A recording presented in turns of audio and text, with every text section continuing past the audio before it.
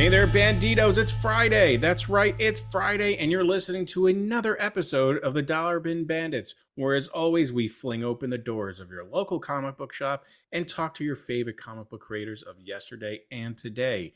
But before we get to that, let's get to the introductions. I'm Joe Marcello. I'm Warren Phillips. I'm Mike Farah.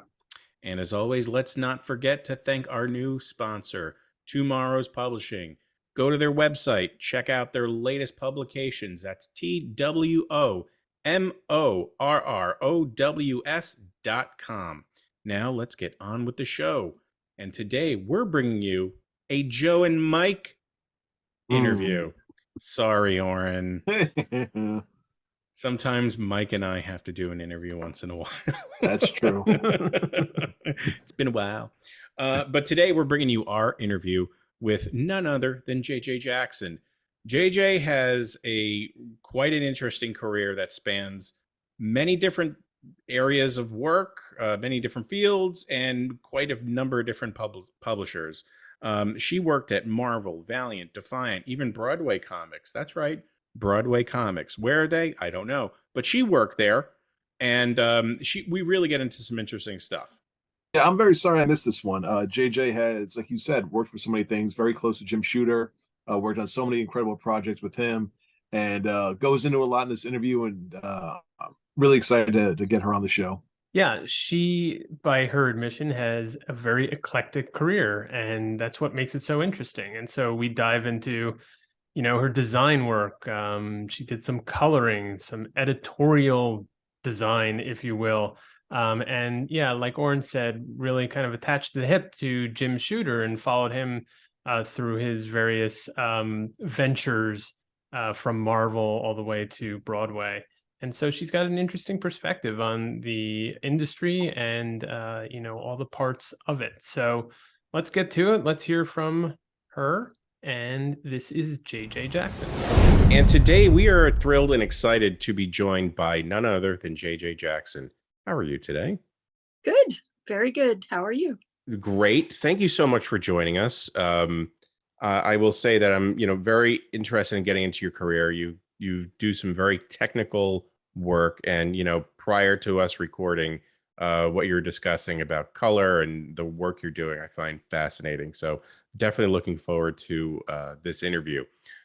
Before we get into all that stuff, we kick it off with the same question we ask everyone. And that is, how did you discover comic books? That's a good question. I think they've always been in my life. I can't remember when I didn't read comic books. Probably looking at the pictures before I could read. Did you have any particular characters or maybe stories that stuck out that you were that were your jam, as they say, growing up? It's a good question, which, it evolves, right? And I think when I was little, probably that 6 and 7 age range in the 60s, I was probably reading the Archie comics and the Superman, Lois Lane, Jimmy Olsen, that whole thing. And then I kind of wanted to start transitioning to kind of different things and expand, but I would go to the newsstand. In those days where we would buy comics was the Ice House, which is kind of like an early version of a 7-Eleven in Texas. And I'd see some crazy Superman or Lois Lane cover, and it would be Lois Lane hiding behind a billboard in a wedding dress with a Frankenstein head or a gorilla head or something, and Superman would be flying by, and I would just I'd be like, oh, this is gonna suck, but I've got to know. I would buy it. But yeah, later I definitely got into some Marvel comics. I was a huge fan of this Manhunter 20, what was it now? Oh, I forget. Yeah, I mean, that was in the 60s too. Stand by. But then at one point, I was always a big horror fan, and at one point I discovered creepy and eerie, and that was it from then on. It was Bernie Wrightson and Esteban Maroto, and just the amazing art. I was lost. That was all my money got spent on. Mad Magazine, creepy, eerie. Then once they came out, cartoons and cycle tunes. I was really big into cars and cycles, and I loved working on engines. Nice. Yeah, when I was about 10, 11, I started getting interested in mechanics, and would take things apart, put them back together, built models, all car models, or those Universal Monsters models. Those were my favorite. Nice. Cool. Yeah, that was, I was into cars and horror. They go together. They seemingly do. Yeah, they really do. Well, they really did in the 60s, because, Yes. those models with the rat fink, Yeah. with the stick shift, and, yeah. I had one. They were really hard to find. Really hard to find. Very cool. So you had an interesting lead into the comic industry, though. You didn't sort of go right in by any means. You did a lot of work in technical illustration, right? And at one point you were Yes. even at Texas Instruments. I'd love to know how you started from that kind of end of the illustration spectrum and ended up into comics. What was that transition? How did that kind of come about? It's actually kind of interesting, I think. I lived in the middle of nowhere in Texas, in the hill country, and didn't have a lot of confidence, but knew I wanted to be an illustrator. Ever since I was in kindergarten, I've been very serious about my art. Very serious. And I knew I wanted to get into illustration. I was doing all kinds of drawings and afraid to submit them. So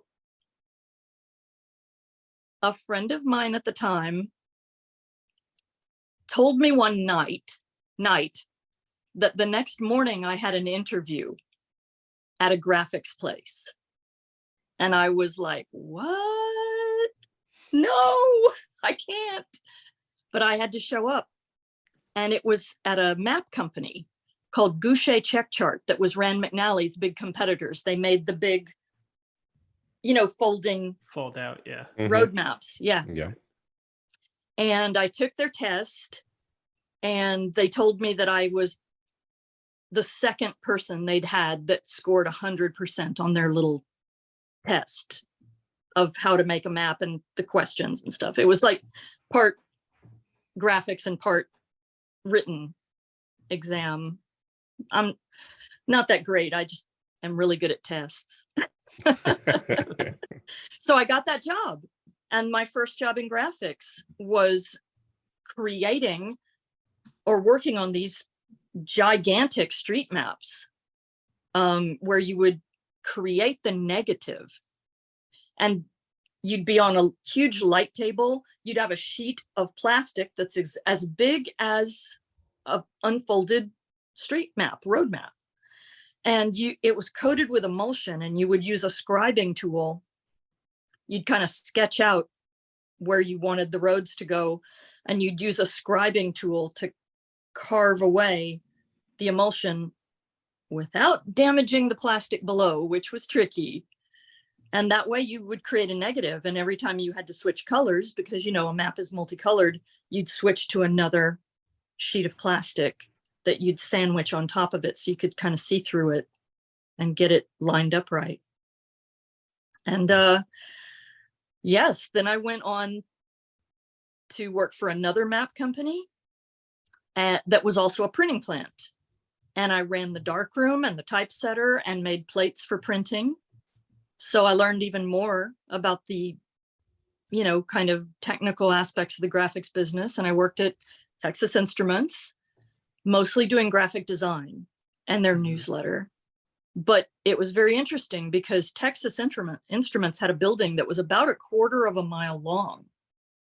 And everything was there. They had their labs, they had manufacturing, they had research and development, and we would get to tour all these other departments. So, I mean, I love science and I love the way things are made. So being able to see the clean rooms where they were growing the discs of circuits and stuff like that, I just loved it. I mean, I was just in heaven there. And yeah, and then some friends of mine from the comic store decided they wanted to start a fanzine, and that was the Comic Informer. And I did a comic strip, and I helped design and do logos and do all sorts of stuff for the fanzine. And then we started Texas Comics, and one of our first books was Bill Willingham's Elementals. I mean, this is obviously going back really, really far. I think there's actually been somebody else who did a comic book called The Elementals, but this was Bill Willingham's Elemental. Right. Yeah. And then what was the entree from there? So now you're actually working sort of on the edges of the comic book industry with a fanzine. How did that get parlayed into Marvel? Well, ultimately? Yeah, that's interesting. The guys had a comic shop, and they decided, in addition to doing the fanzine and Texas Comics, they would do conventions.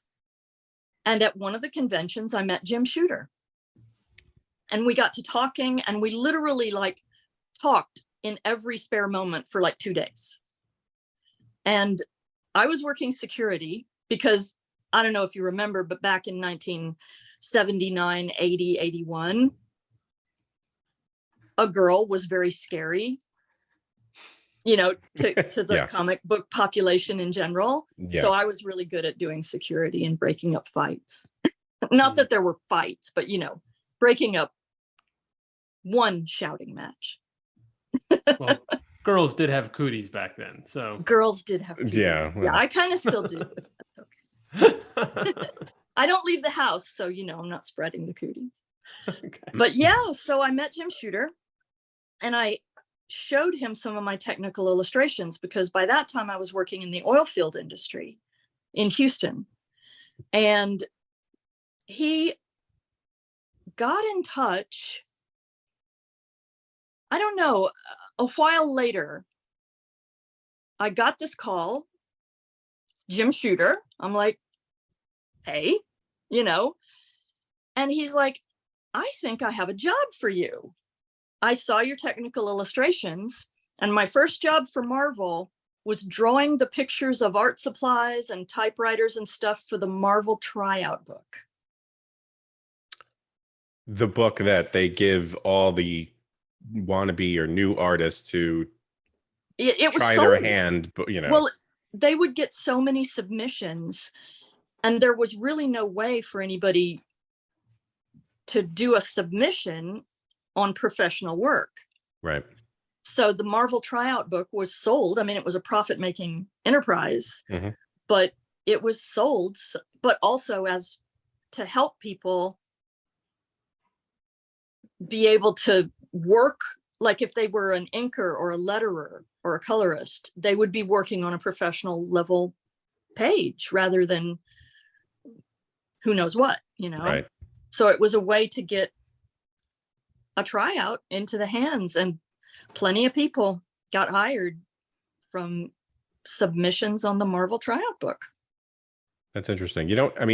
It's come up in conversation, that Marvel tryout book, and a good portion of people are, they're the ones who we hear many stories of people who bump into Jim Shooter or this person or that person at, conventions and whatnot, and they, submit their portfolios and stuff, or they walk right into Marvel or walk right into DC, Sure. and I want to talk to whom, and just drop off their stuff.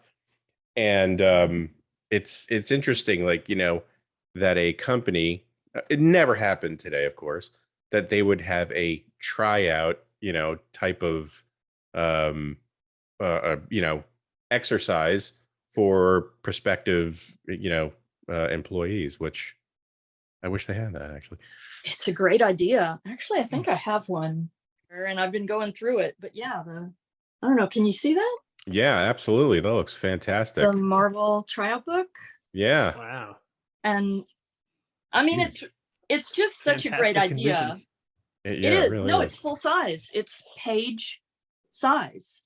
Right. So I don't know if that's Wow. clear. But I did these illustrations of art supplies. That was my first job for Marvel. Wow. And then, you know, they have inking, everything. They've got a lettered page that you can ink. And it's a great idea.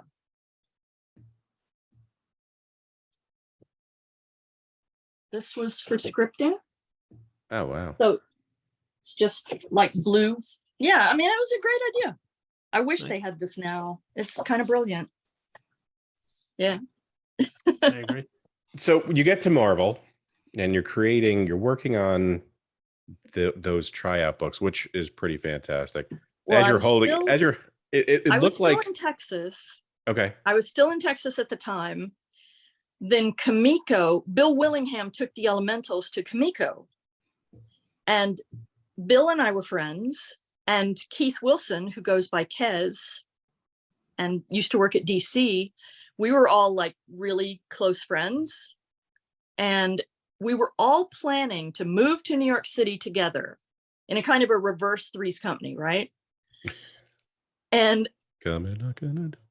so Bill said he's moving to Philadelphia, and are we coming? And I was like, yes, I'm all in. And Keith at the time was like, oh, I can't right now. So Bill and I were roommates in Philadelphia, both working for Kamiko. We had a studio with Matt Wagner and all the Kamiko guys in central Philadelphia. And I was still coloring Elementals. And Marvel asked me if I could do graphic design work for them, because they were just starting Star Comics. So I designed the logo for Star Comics, and I did their very first cell sheets. Now, Sid Jacobson, I guess Harvey had recently gone out of business. I think don't quote me on this because I'm not sure, but he had a bunch of the Harvey people like Ernie Colan, and, you know, these great Harvey guys. And he was using some of that talent and some new talent. I believe like June Brigman, and I want to say Amanda Connor too, right? Worked for those early Star Comics. I know June Brigman did. We spoke to her. Yeah. Yeah. She's June great. certainly did. Yeah. I'm not sure about Amanda, but No. keep talking and we can look it up at this. Yeah. Yeah. I was just pulling up the Elementals as you were talking, just so I could Oh yeah. Actually, here, I pulled this out because I found this when I was unpacking. Much nicer. So it's like some of the Very cool. oops. Dropping it. Some of the coloring from Elementals. Oh wow. So vibrant looking. Wow, look at that. Yeah, right? Keeping things in an envelope, you know, for 30 plus years actually works wonders, I guess. But yeah, I found like issues 2, 3, and 4 that apparently I colored. No memory of doing any of this, but okay. I have it, so I know I did it. But yeah. And then I just started working for Marvel more and more.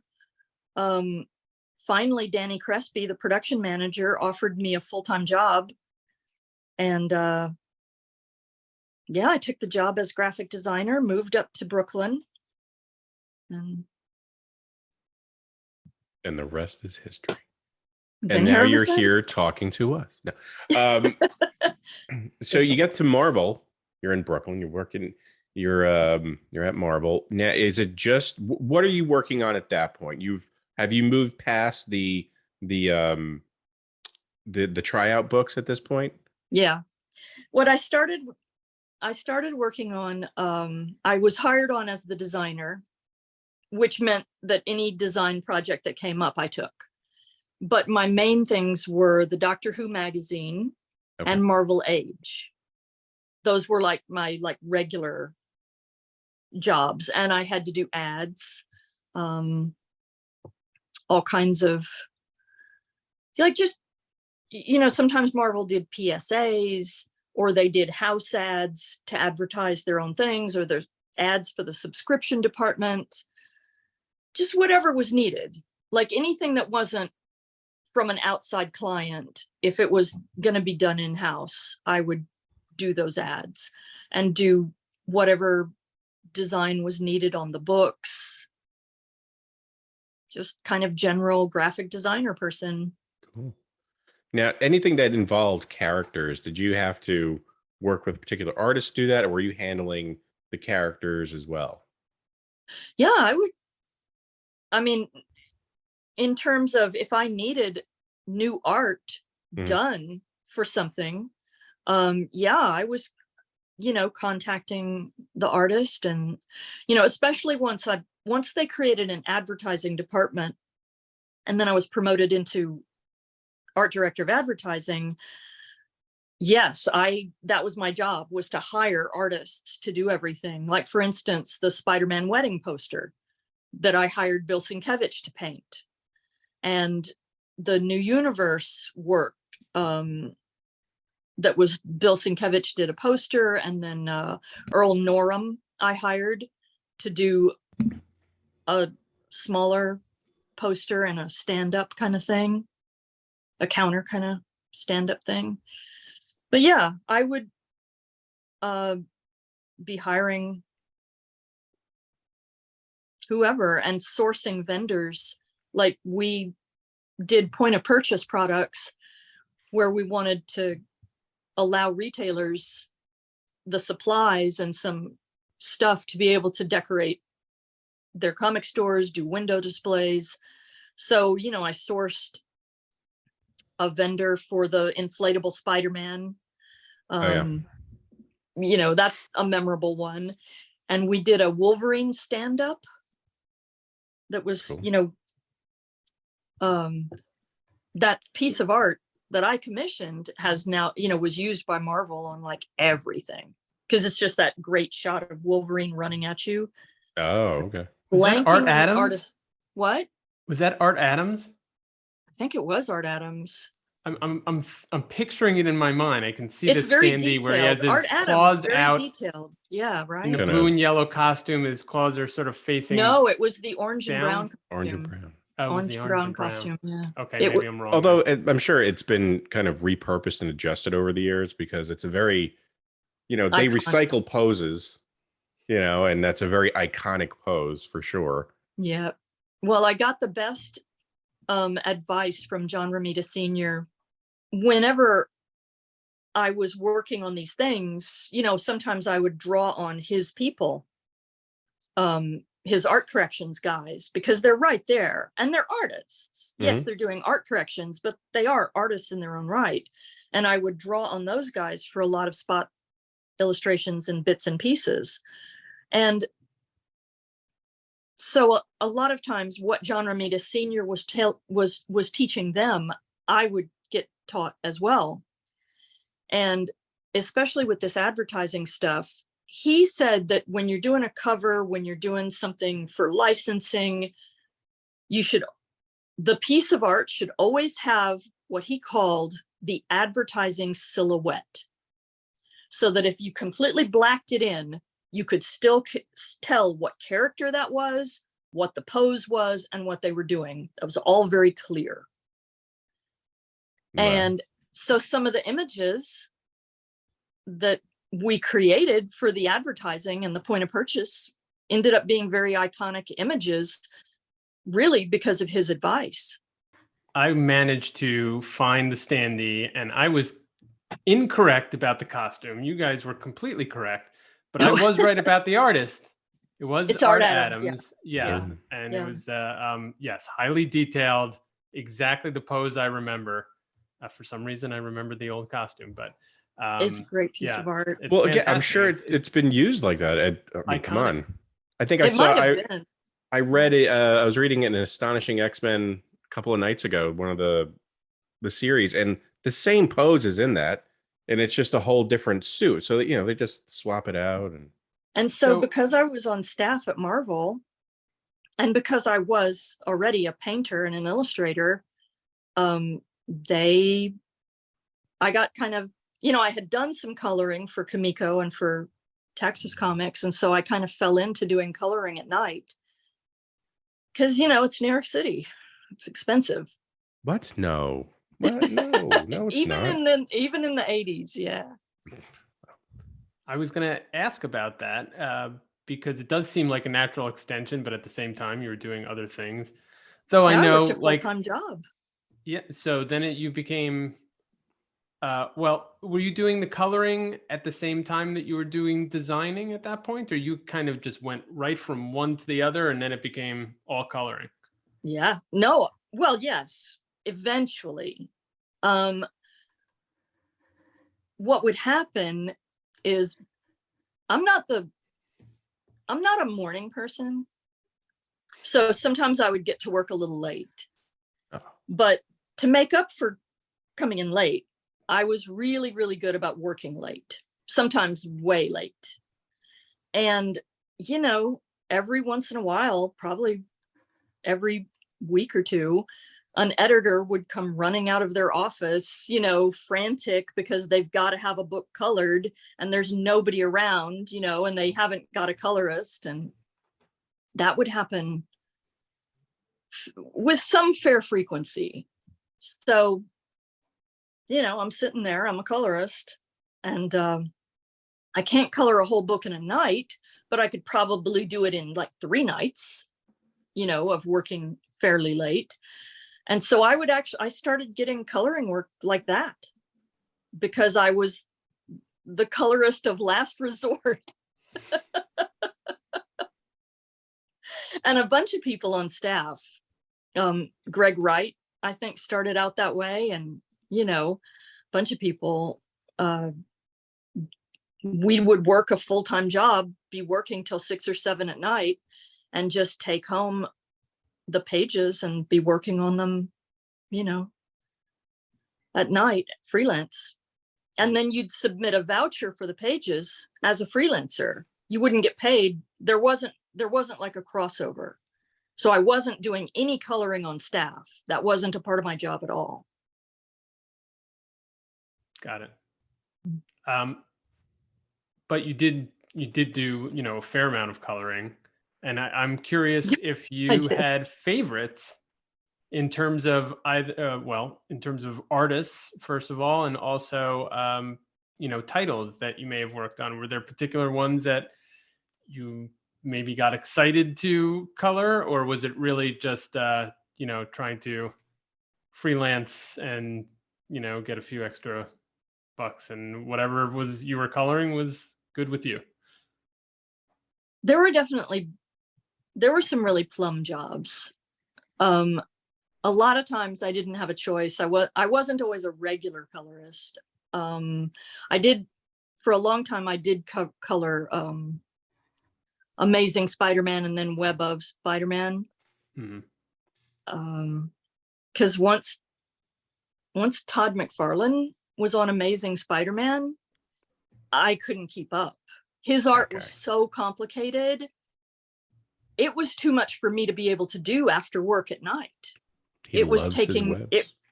Yeah, it was just so it was so complex and so detailed that I wasn't able to meet the deadlines. It was taking, every page was taking 3 times longer, and I didn't get paid anymore. So that was so I went on to Web of Spider-Man with Alex Saviak, but there were a couple of books that really stand out. What was that one? The Craven the Hunter miniseries by Mike Zeck.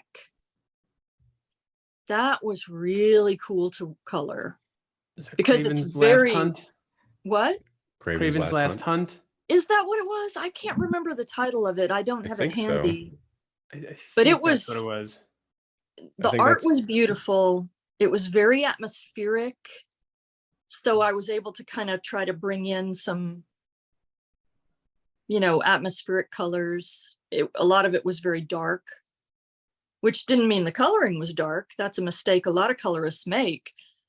When the atmosphere is dark, it doesn't mean you have to color dark, but you know, when things get dark, when it's dark, it tends to be more monochromatic. So you don't necessarily have to color it dark colors so that the art gets covered up, but you want to go more monochromatic with it, you know? So that was really fun. The other one that I just enjoyed so much, and I'm terrible, my memory's so bad, I'm terrible with these names. Cynthia Martin drew a Spider-Man series where Spider-Man got put into an insane asylum. Does anybody remember this? It was the craziest thing, right? I don't remember that. I think he Sounds went into an familiar. insane asylum to rescue someone, or It's very terrible. possible. I can't remember anymore, but Cynthia's art was just terrific. Just absolutely terrific. And I loved coloring that. And I loved how different it was. It was another, like a 3-issue. I think it was in the regular book, but I think it was a separate, like 3-issue fill-in story. And it was just so creative and so different. I really enjoyed that. And then anytime I got to work on anything that was kind of horror related, there was one at Marvel. So bad at remembering these. Wasn't he the son of the devil or something? This comic book? I know this is, what is it? There's a character named Blackheart. No, that's not it. Hellstrom? Yes, Hellstorm. Yeah. Hellstorm or Hellstrom? Hellstrom, I think it was, Hellstrom. for whatever reason. Hellstrom. Son, and he was like the son of the devil or something like that. Yeah. I really enjoyed that. Yes. And Okay. I did find the Spider-Man stories as well. Life in the Mad Dog Ward. Oh, yes. Is that the sort of not a mini series necessarily, but the storyline? Yeah, it was a fill-in. Cynthia wasn't the fastest artist, but I think she's one of the best artists who's ever worked for Marvel. I hired her to do that lightning bolt striking the earth graphic for the New Universe that we used to promote the New Universe. Oh, okay. Wow, she's brilliant. Her art is so stylish and so just, I mean, to me, her art is so edgy. I love it. I'm a fan. So you touched on how you met Jim Shooter, and he went to Valiant. What made you want to go there as well? Was it Jim coaxing you over, or were you just like, I'm done with this Marvel stuff? I guess now it can be told. Oh, we're gonna dish. We're gonna dish. So that's like a whole thing. Oh man. The longer I worked at Marvel, the closer Jim and I got. So we were like really, really close friends, like hanging out all the time, you know, just like buds, you know? And so when he was fired from Marvel, I was still working, not on staff by that time. I think I'd gone freelance by that time, but no, actually, I'm wrong.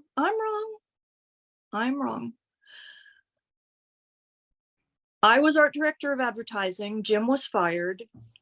And then my boss, Eric, whose last name I'm blanking on, who was the head of the advertising department, It was a few months later, but he came to me and he said that he was uncomfortable because I was obviously well known as a very close friend of Jim Shooter. And he was uncomfortable and felt it was a conflict of interest for me to stay on staff at Marvel. And I mean, you know, that was fine. Like I understood his point. I certainly didn't have any hard feelings about it. And I knew I could get enough freelance work. You know, it wasn't a problem. And I certainly understood his point of view. And I would never have hard feelings about something that made someone uncomfortable, you know? Yeah. So that was fine. Fabian Nicieza, we were a 3-person ad department, and Fabian Nicieza was the third. That he was guy. great. Yeah, he's a great guy. Trouble. No. Always was. Always was. Oh, just a quick aside. Called me out on some comment I made about a movie coming out, and he just said, and he basically called me a child, but it was okay. He's outspoken. He is. He doesn't mind. He does not hold back. But I appreciate that. I love that he's truthful. Yeah, I still bought his And books. The truth, the unvarnished truth is high value. It is. So there was one thing he did that was so brilliant. I still remember it to this day. We used to be given these house ads to do. And sometimes, you know, because they were trying to maximize the page that they had, they would give us these ridiculous ads. And the worst one by far, they had the Thundercats, they had the Care Bears, and they had a girl book. It wasn't Barbie, but it was like, oh man. Rainbow Bright. No, it was an older one. It was for a little bit older girls. So the Care Bears was for a very young audience. The Thundercats was for Us. a more boys audience that was a little older. And then they had this, what was it? Shira? Not Shira. It wasn't Gem, was it? No, I think that Gem was and the DC. What? Oh, was No, that Star or DC? I think. Oh, I can't think of it. Anyway, it was a girl character. Okay. Not Barbie, but something slightly similar. Here's Mandy, or here's Holly, or I can't remember. Anyway, so we had to do these 3 books in one ad that needed to be designed, but it appealed to 3 completely different demographics, like wildly divergent demographics. Yes, all kids, but little kids of both sexes, you know, preteen boys and preteen girls. And we just were stumped. We were stumped. And we had a meeting that just went on and on and on. We got nowhere. We repaired to our offices. And all of a sudden, Fabian yells out, "I've got it." And we all meet in the hallway in the middle of our offices, right? And he's like, "I got it, I got it, I got it.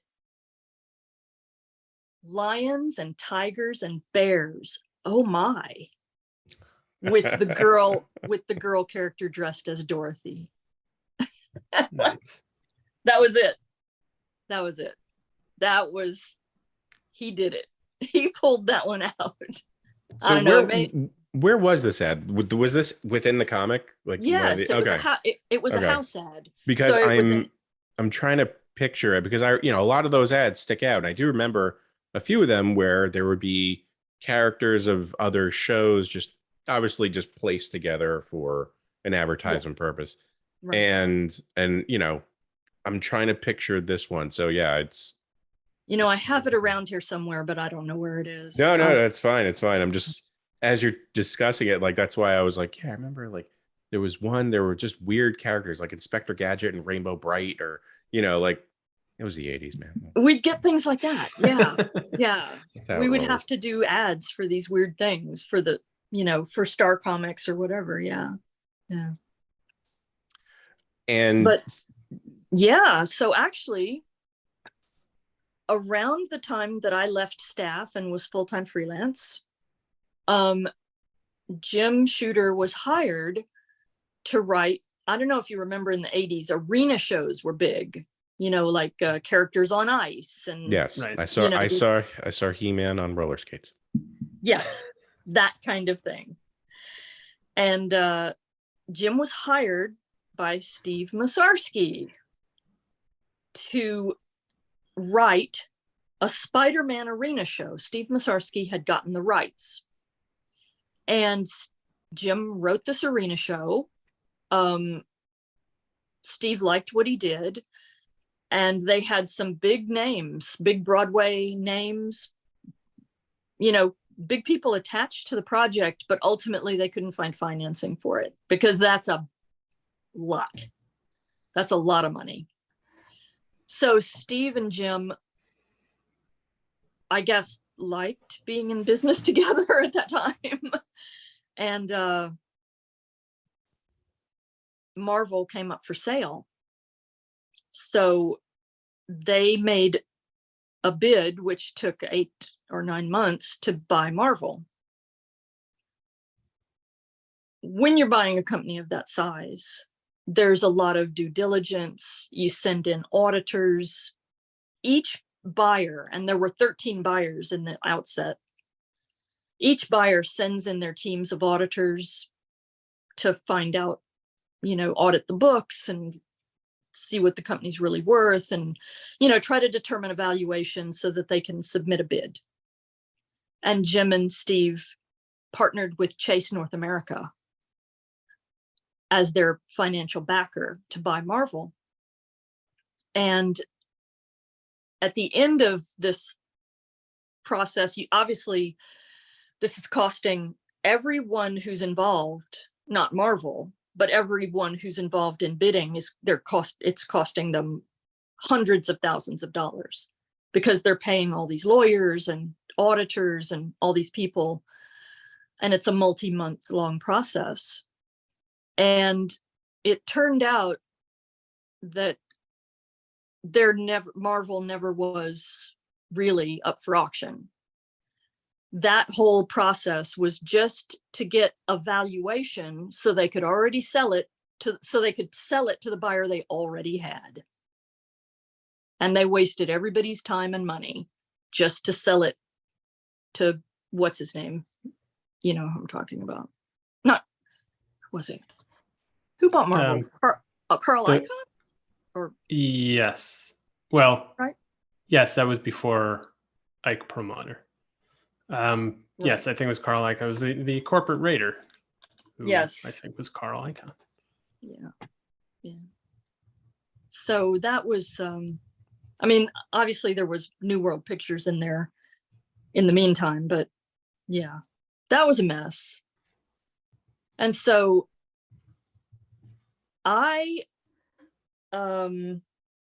now the bidders don't know who each other are, but I was friends with the receptionist on the 11th floor. And so whenever I was delivering or picking up work on the 10th floor, which was editorial, I'd, you know, drop by the 11th floor and chat with my friend, the receptionist, and, you know, get the latest gossip of like who had signed in and what was going on, and then reporting back to my buddies about who the other bidders were. That's interesting. Yes, so I was a corporate spy at the time.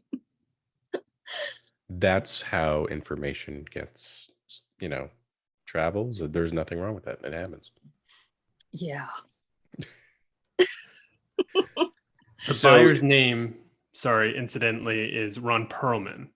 Oh, Ron should have Perlman. known. That's right. That's Yes. right. I'm sorry. And so we will apologize to Carl Icahn, who Yeah. did not corporately raid Marvel, although I'm sure he Right. corporately Not to be raided others. confused with Hellboy.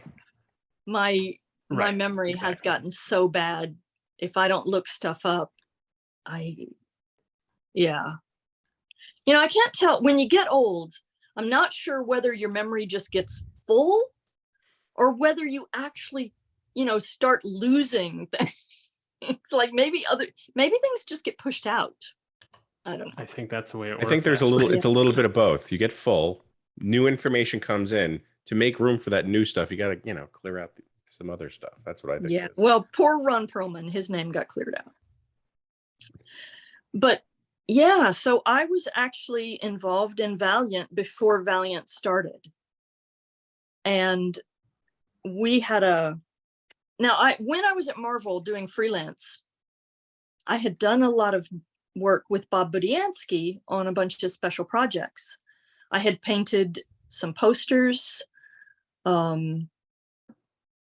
designed some t-shirt designs, all sorts of things. Actually, this is one tiny little claim to fame.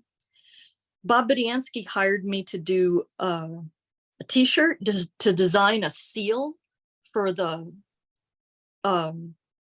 Xavier's School of Mutants. Mm-hmm. And the seal I designed, I was kind of into Latin. Like I hadn't taken Latin in school, but I always wanted to learn Latin. And, you know, I studied it off and on. And in my Latin phrase book, I found this really, really cool quote, mutatis mutandis, something that has been changed that should be changed. And I made that the slogan on the school seal for Xavier School. And then later they ran with that and it was everywhere and they used that extensively in a bunch of places. But that was me. That's really cool. Me and my Latin phrase book. That's right here in Westchester, by the way. Is the translation of that phrase "gifted youngsters"? It loosely translates as something that has been changed that should be changed, which was kind of what we were going for with the whole X-Men at the time. Mm-hmm. You know, was that they were, I guess, a step in evolution. Right. But normal humans who were unevolved were not happy. So I don't know. It seemed like it fit with what was going on at the time. So I had been working with Bob Budiansky doing all these things. And because I was working on so many different kinds of special projects,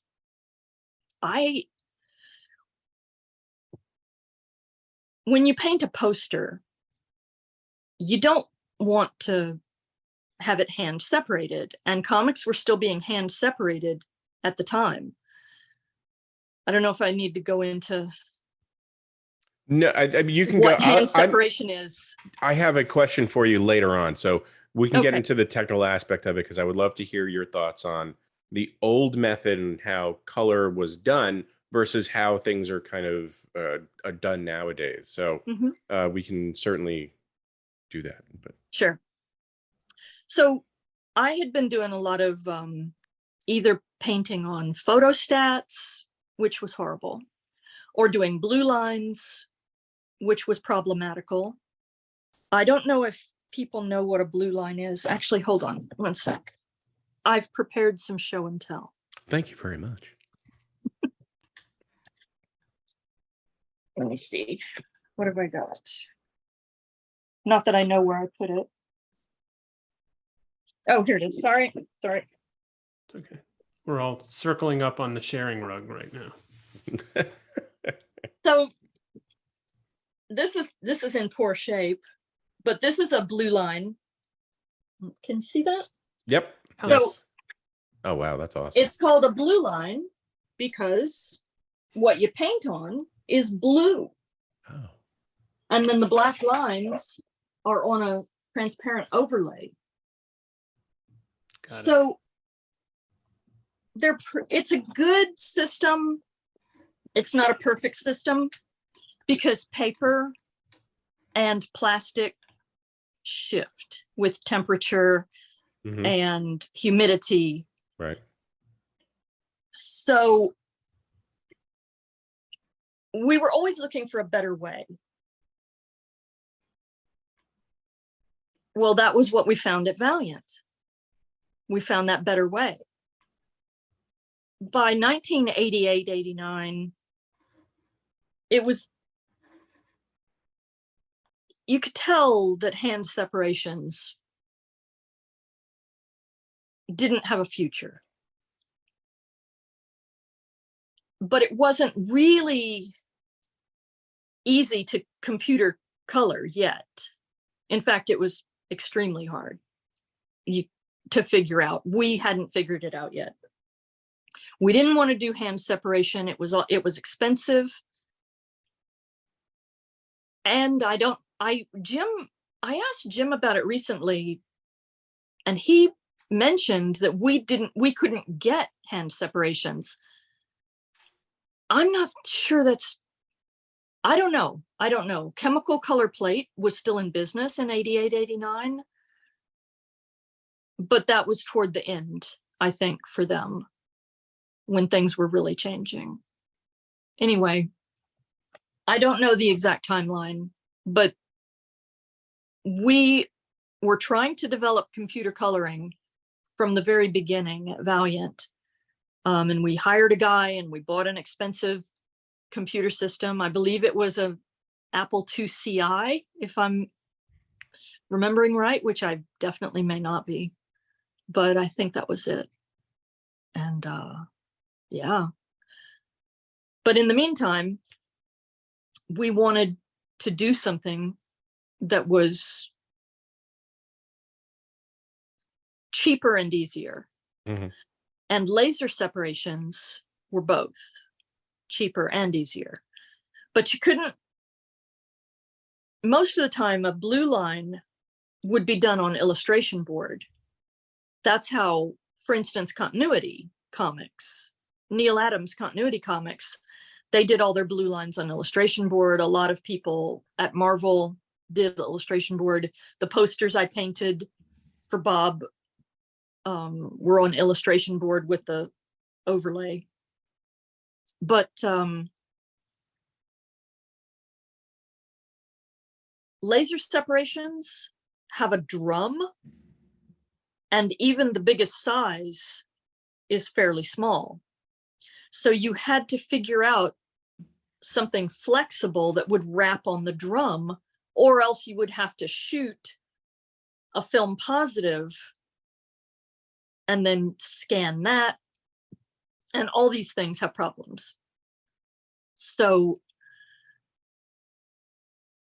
we developed the Valiant system of coloring that then ended up being used by Milestone Comics, mm-hmm. and we used it at Defiant as well.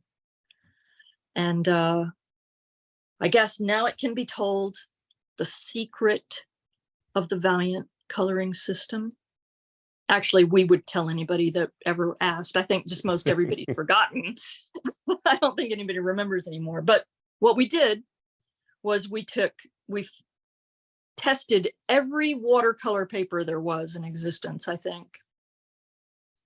And we settled on a very high quality watercolor paper, T.H. Saunders watercolor paper, hot press, very important, and the lightest weight that they made, which was similar to like a cardstock. And we would Xerox. The cardstock was the lightest that they made? Well, it was similar in weight to a cardstock, like a cardstock. You couldn't put most art papers through a Xerox machine, through a copier. Mm-hmm. Right. It would chew up the insides. Mm-hmm. And unfortunately, so did the Saunders watercolor paper, but not as much as all the other watercolor papers. So we would use the Saunders watercolor paper. We would copy the art onto it. We would take Twin Tack, which was a sheet adhesive that was very strong, really strong bond, and we would bond it to a piece of Bristol so that the watercolor paper wouldn't warp and become too wrinkly. And then we would color it with Dr. Martin's dyes in, more painterly. So how long would that process take? I mean, just explaining the various, layers that go into that sounds quite, involved. It's, Well, I mean, painting that way takes longer than doing a color guide for a hand separator. But once you've done the page, it just goes off to be scanned by the laser scanner. Yeah. So it ends up being, the net is much quicker. Okay. And it's also far less expensive. It was less than half of the cost of hand separating. Okay. So, like, just for example, here's something from Defiant that's a blue line. Oh, okay. All right. I don't know if you can see it that well. Yeah, very well, Yeah, actually. yeah, perfectly. So that's a blue line on regular watercolor paper. This one is on illustration board. So you can see, this is on an illustration board. So we were still using blue lines sometimes for certain types of things. And then the Valiant coloring system would be, colored on a Xerox, copy made on this watercolor paper. Wow, that looks fantastic. I don't know if can you see that? Yes. Yeah, that looks great. Okay. Yeah. I mean, these are from Defiant, but we didn't change the method. Right. So, yeah, it's a copy. And I think you can't really see clearly, but it's the watercolor paper. It's bonded to a piece of Bristol, but it's still, very flexible. So it can be literally, this original would be wrapped on the drum and laser scanned. So it ended up being a very economical system. And the artwork, the quality of the artwork did depend on the colorist, but we were sourcing pretty talented colorists at these companies. And in the very beginning of Valiant, when we were doing the Nintendo comics, which were meant to kind of be flat colors, but we were still trying to do this cheaper way, we would get the negatives, and the laser scanner wasn't perfect. And we were there were different laser scanners. One was, I want to say Cytec. Cytec systems had color correction built into it, so they could scan the image, then they could color correct it. That was the high end, and we didn't use those guys. We used cheaper guys. And so we would get these scans that were kind of muddy. The colors were kind of muddy. But my background, I had run a darkroom. I had made printing plates. So we started having the negatives, instead of being shipped to the printer, the negatives were shipped to our office. And I would sit there with opaque and paint. Like, for instance, if somebody had a red and we knew that it was supposed to be solid yellow and solid magenta, I would take the blue negative and I would paint out all of the blue dots that had crept in there, so the colors would become purer. So it was actually a combination in those very early days of scanning and hand separation, because I was doing a little bit of hand separation, painting out what we called the scum dots. What a term. You don't want scum dots in any we don't want area this of life. No. I would Right. say, Right. including color separation. Could I make not a left turn, because it's definitely associated with comics, but you wore a lot of hats at Valiant, and one of them was in editorial, which, at least according to what you've told us so far, maybe your first sort of foray into editing books. Did you like that? Did you like sort of having a more management level of the books coming together from art and writing?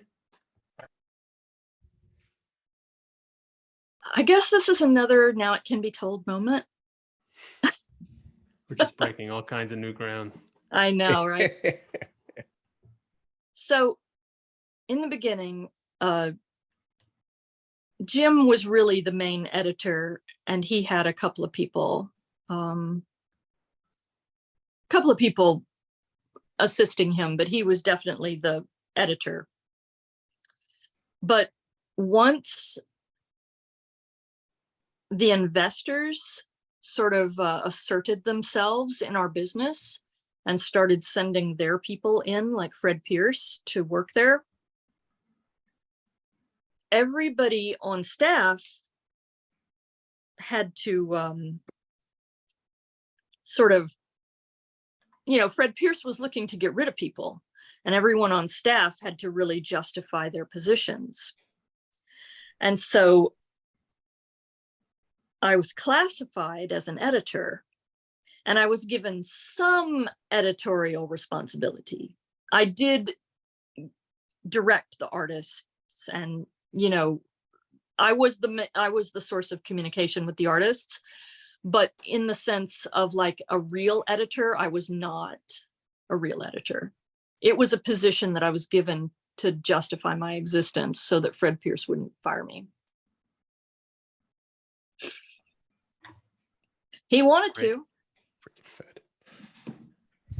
I mean, yeah, it sounds like you were doing so much there that to have, you have to cover yourself more by, adding a particular word to your resume didn't seem like it needed to be done, but Yeah, I guess it did. I mean, you look back on times in your life when you were young and stupid and possibly super arrogant. And that was one of these times, was the first time I ever met Fred.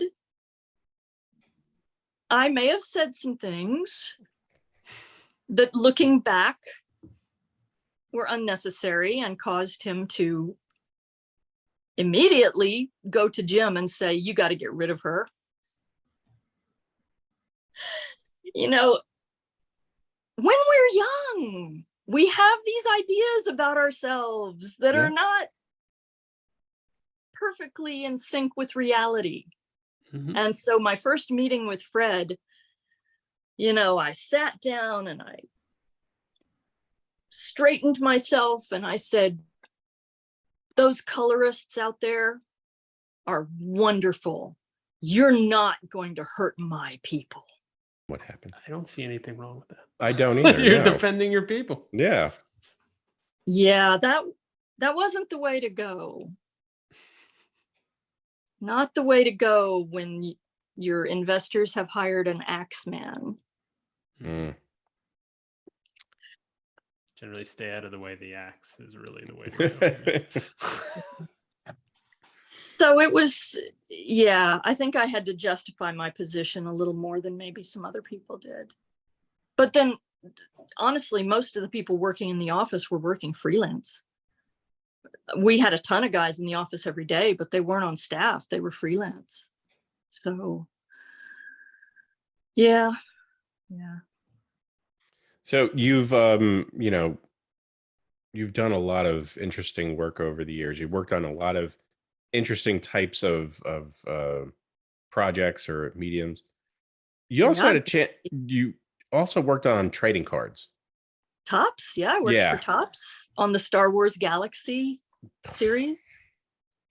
What is that experience like? And how do you get involved with something, doing trading cards, and how does that differ, if it does at all, from working on comics or, that whole process? I mean, it wasn't super different. A lot of the people that I'd worked with at Marvel were doing some of the cards, like Al Williamson. I finally got to color a piece of art by my hero, my childhood hero, Esteban Maroto. So that was exciting. Very cool. But I had painted trading cards by Gil Kane at Topps. God, just tons of guys. I can't even. The big one that I was excited about was Dave Stevens. I was a big fan of Dave Stevens, the Rocketeer artist. Yeah. And he had drawn Luke Skywalker. And I was very excited about that. I got to paint that. And these were all blue lines. Actually, where did I put those? I don't have the overlays anymore, but I would always make extra blue lines in case I messed something up. So I still have the blue line part that doesn't have the black overlay. There's one. And honestly, I don't know if you can see this, but I would make the Emperor. Yes. I don't know who the artist was. Oh, Valentino. Jim Valentino, I think. Oh. Yeah, I think so. Jim Valentino. Is that good? That's cool. Just, the fact that you just be like, oh yeah, that's Jim Valentino. Well, it's not an original. It's just my blue line. Still. Yeah. Sometimes, see, the biggest problem with blue lines is that they'll shift. And when they're scanned, a little of that blue comes out from under the black and it doesn't look good, So sometimes I would make the blue really, really light, which also gets problematical. I don't even know if you can see that. Can you see that? That one's a little light. It's a little. Yeah. All right. Yeah. There you go. Like sometimes I'd make them really light, which actually made it really hard to color because you'd pretty much right away cover up the art you were trying to color. Got it. So, sometimes I would make like multiple copies of these things just to have extras in case I made mistakes, which made plenty of mistakes. I want to say this was the Esteban Maroto, but I don't know if you can even see that. That looks like yes. Yeah. What is that? I mean, it's so light. I don't know if you can see it well enough. Looks like a fish person or something. It's Leia riding on some sort of dragon. Oh, okay. All right. I mean, it was exciting to work on because I was a huge Star Wars fan, like a massive, massive Star Wars geek. And so I was really happy to be working on the series at all. And is that one of your favorite, if not your absolute favorite, that you had a chance to work on? What is my favorite? I don't even know. I've worked on so many exciting things. And honestly, I have to say, usually my favorite is like whatever's new that I'm working on. That's very common. Yeah. Yeah. Like I just recently did an illustration for Z2 Comics for the Weird Al Yankovic illustrated lyrics book. Yes. I did one of the full page. Getting that. Oh yeah, it's great. Where'd I put that? It's around here somewhere. I think I got a note that it's on its way. Oh, maybe I have it actually. I squirreled it away. So. Oh yeah, they just sent me my copy of the deluxe edition. Oh wow! Look at that. This book may be not just the most beautiful book I've ever been a part of. It may be the most beautiful book I've ever owned. I mean, it is exquisite. Wow. Yeah. And yes, I'm showing off. No, that's good. That's good. My painting. I saw that on your website. Yeah. Yeah. It's awesome. That's really cool. See, there's my name. Very, very cool. Yeah, I was really excited to be a part of that. I've Josh Byrne. What? Go ahead. I'm sorry. Oh no, Josh Bernstein, who works at Z2 Comics, who I guess is the head of Z2 Comics now. used to do Royal Flush magazine. And I used to do gig posters for bands. And he bought one of my gig posters at a convention and loved my work. And then later asked me to work for Royal Flush doing magazine illustration. So cool. And now this. Where can people find you online if they want to check out your work, follow you on social, any of that stuff? Well, my main website is seriousdesign.com. Serious, like SERIOUS, very serious. I also have JayJayJackson.com, but I keep meaning to update it. You know, I am a web designer, but you know. So then you have no excuse. I know. But you know what they say, the cobbler's children always go barefoot. No, yes.